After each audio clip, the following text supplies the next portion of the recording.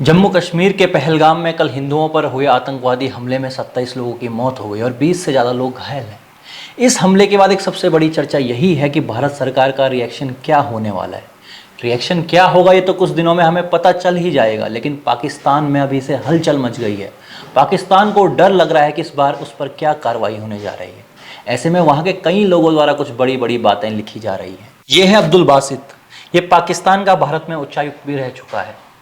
ये क्या लिखता है कि मुझे पूरा यकीन है कि पाकिस्तान के खिलाफ भारत के किसी भी दुस्साहस को विफल करने के लिए इस्लामाबाद हर संभव कदम उठा रहा है। मुझे कोई संदेह नहीं कि इस बार पाकिस्तान की प्रतिक्रिया बहुत कठोर होगी। अब पहली बात, वो कहते हैं ना कि चोर की दाढ़ी में तिनका, और जब दाढ़ी कुछ ज़्यादा ही बड़ी हो तो चोरी पकड़ी जानी स्वाभाविक है। यानी पाकिस्तान में भी एक वर्ग ये एक्सेप्ट करके चल रहा है कि आतंकी हमले में पाकिस्तान की भूमिका है, इसलिए कुछ बड़ा होने वाला है। असल में पाकिस्तान के आतंकवाद के इतिहास और इस आतंकवाद पर मोदी सरकार के जवाब के रिकॉर्ड को देखकर भी पाकिस्तान में खलबली मचनी शुरू हो गई है। अब पाकिस्तान का एक पत्रकार है वजाहत काजमी, सोशल मीडिया पर इनकी टाइमलाइन ऐसे ट्वीट से भरी पड़ी है जहां ये उन मुस्लिमों को लानतें भेज रहे हैं जिन्होंने इस हमले पर अफसोस जताया है। और ये क्या लिख रहे हैं?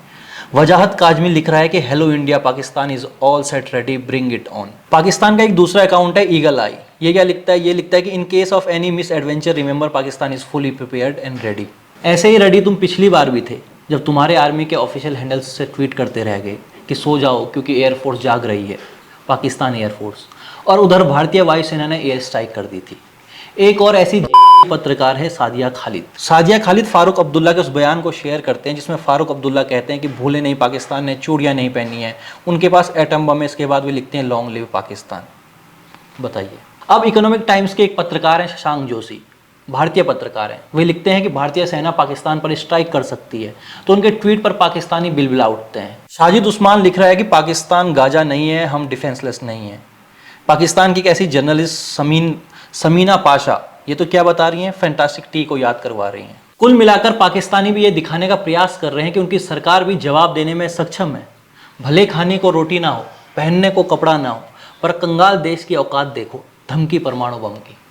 अब देखना यह है कि भारत सरकार जब भी एक्शन लेगी तब आतंकी इन इशकजादों का क्या हाल होगा। धन्यवाद।